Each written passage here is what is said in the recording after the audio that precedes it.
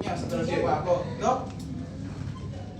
Baru edit data, Ctrl A, toh, Ctrl C, masuk di Excel, bikin di sini sebelum CFA,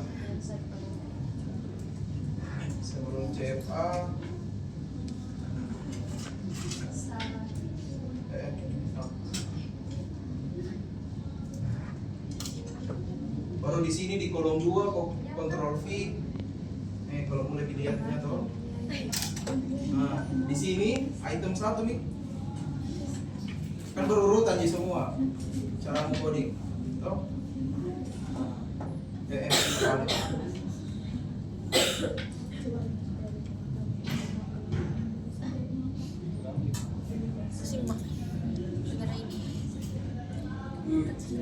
Nah, kan tadi ada kita anggaplah ada item yang gugur di item 9. Saya tandai di sini sama item 10. Nah, baru bikin sheet baru setelah CFA.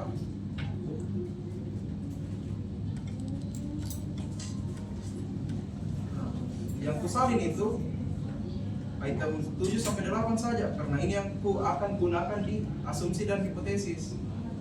Ya. Sudah itu, toh kita kasih nama di ujung paling kanan ini setelahnya item X.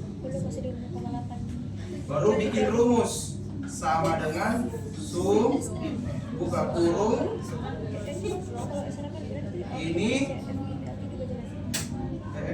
ini kasih ke sini. Toh berapa jumlah itemnya kalian? Sudah itu tutup kurung, enter. Pencet 26 ini baru ada titik-titik, ini titik kecil sekali. Nah, ini yang kau tarik ke bawah ini. Iya, saya bisa dipencet. Nah, sampai muncul ke semua penjumlahannya di setiap responden.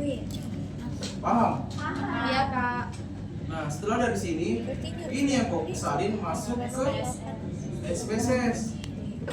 Nah, di SPSS itu ada dua tampilan, ada variable view dengan data view. Kalian pilih yang data view. Baru pencet ujung kiri ini, pencet saja, baru klik kanan kianumu, apalagi touchpadmu, baru pilih paste variable name. Nah, keluar nih. Ada kok mau lebih ribet, buka file, open, data, di mana kau taruh, ubahin dulu jadi Excel supaya bisa terbaca. Di mana kau taruh, ribet. Lebih bagus di Ctrl C dengan Ctrl V. Ya sebenarnya ini menggunakan aturannya, tapi saya menurutku lebih bagus ya kalau belajar lebih cepat. Oke, paham sampai di sini? Paham. Nah, ketika kau hubungan dan pengaruh, pasti ada dua alat ukur kau gunakan kau. Nah, ini kan baru X. Oke, saya jumlahkan lagi yang Y. Anggaplah yang Y ku ini ku pakai tadi nah. Anggap J ini. Jangan bilang ku pakai, kenapa dipakai juga item gugurnya kaget. Ku pakai saja ini. Nah, saya simpelnya kalau saya lebih enak itu ku gabungkan ke X dan Y ku. Boleh juga kau bikin di sini X,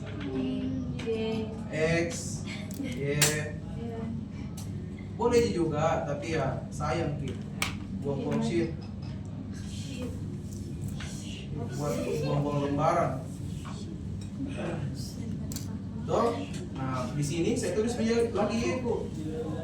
Baru sama dengan sum buka kurung. Apa yang ku pencet? Yang mananya? Yang ujung. Yang paling pertama. Jawaban pertamanya. Kiri ke kanan. Sampai Item akhir. oke, baru tutup. Kurung. Enter. Sudah itu?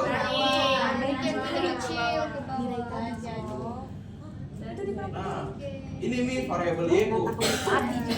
Toh, anggaplah. Ini lagi ku salin lagi. Kasih masuk lagi di sini. Nah, klik kanan. Nah, pasti ada yang bertanya-tanya, Kak, kenapa banyak sekali nol-nol ini di belakang anu? Nah, pergi ke variable view. Toh, baru di sini kau ubah nih 0. Ini juga kau ubah jadi 0. tampilannya itu bakalan begini dia. Oke, paham? Setelah itu, kalau kamu ganti namanya sini jadi FOMO, apa ke? Nah di sini kalau kau ganti nama tidak boleh pakai enter. Iya. Coba nah. Tidak bisa. Harus Eh. pakai bawah ya? Bisa. Jadi harus pakai Strip bawah. strip bawah atau sambung. FOMO. Ah. FOMO. Dia terlalu serius, santai saja. Oke, paham itu? Nah, setelah itu bebas. Kalian mau mulai dari mana? Di data view kah, di variable view? Pilih analyze. Ini untuk uji asumsi. Analyze, deskriptif, baru Frekuensi. siapa yang bisa ajarkan? Explore, baru Kasih masuk kak yang independennya sama kasih masuk di yang sesuai dari independennya.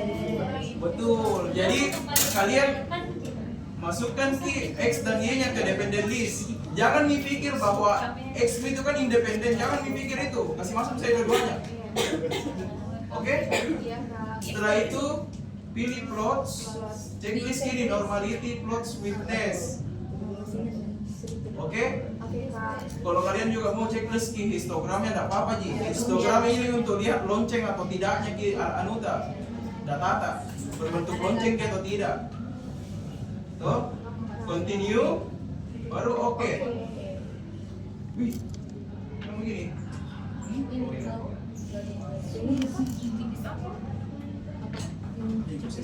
Ada tadi namanya apa di? Kembali. Nah, ini outputnya. Jadi SPSS itu ketika sudah dilakukan analyze, dia bakalan muncul di dua output. Banyak ada lagi.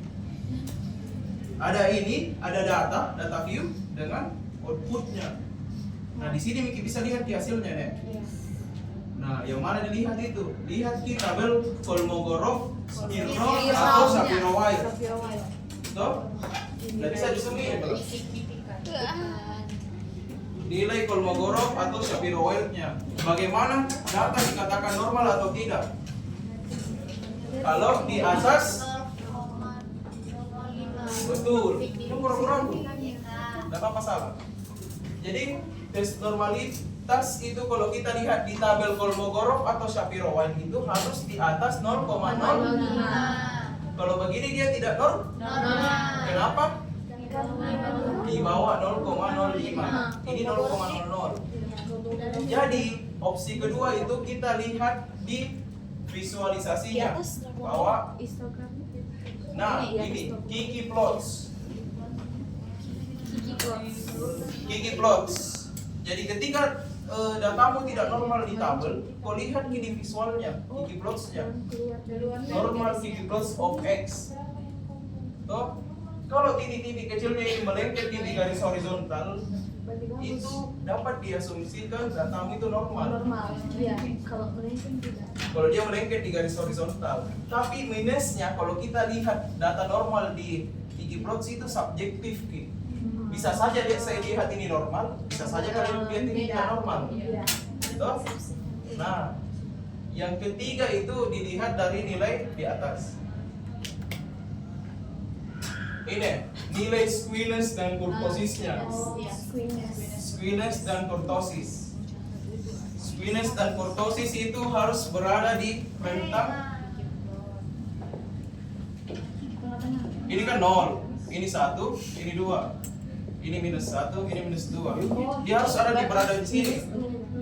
Nah, jadi kalau misalnya begini tuh -1.71 itu otomatis ada di sini dong. Di sini. Kan ada 0 di sini. Berarti masuk. Masih dapat dikatakan normal. Yang -2 ya. Nah, untuk lihat squeeze dan kurtosis juga ini ada dua cara. Ada bisa langsung lewat sini, tapi kau harus bagi dulu dengan standar error, atau kau lihat per item. Jadi agak rumit untuk kalian pahami. Untuk sekarang, saranku kalian lihat cuman tabelnya saja dan Kiki plots-nya. Iya, Kiki plots. Apalagi kemarin kalau Misalnya enggak normal tidak. Oke. Paham, Mak? Saya sendiri. Mau jadi orang tadi tuh. Oke, untuk Kiki plots itu untuk normalitas bukan untuk normalitas, untuk uji asumsi secara keseluruhan. Ada pertanyaan mungkin, Kak, kalau misalnya tidak normal Kiki plotsnya, di squinessnya dengan di tabelnya bagaimana ini? Apa yang harus kulakukan? Itu boleh saja kau lanjutkan ke hipotesis, tapi dengan syarat kau masukkan di limitasi penelitian bahwa datamu ini tidak bisa digeneralisasikan ke populasi, tapi untuk sampelmu saja yang 150 ini. Berarti pengaruh X dan Y itu cuma di 150 ini saja, enggak ke mahasiswa secara umum. Paham? Generalisasi ke populasi. Jadi tidak bisa digeneralisasi ke populasi. Hanya sampel saja yang kecil. Kan populasi itu dia begini, besar. Sampel itu di sini. Jadi itu datamu cuma bisa dijelaskan di sampel ini. Kalau misalnya dia tidak terpenuhi uji asumsinya, paham? Itu khusus uji asumsi, no? Nah, paham nih sampai di sini tentang normalitas atau ada yang belum paham?